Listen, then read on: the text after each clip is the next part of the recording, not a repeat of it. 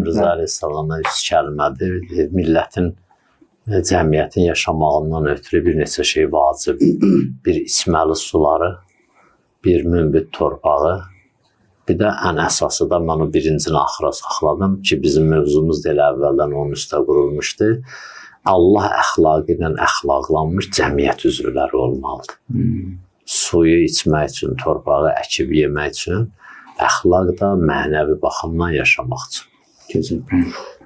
Sonda da mən istəyirəm İmam Rıza Əleyhisselamın bir kəlamını, bir vəsiyyətini qısa şəkildə deyim. Onu səhv eləmirəmsə Əbdüləzim Həsəniyyə vəsiyyət edir. Deyir ki, mənim dostlarımı görərsən, görüşərsən onlarla, onlara mənim salamımı çatdır.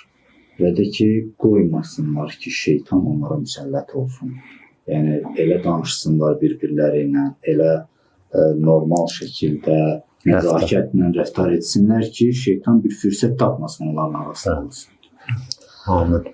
Allah razı olsun sizdən, Hacı, həm sizdən. Allah sizə təşəkkür edirəm.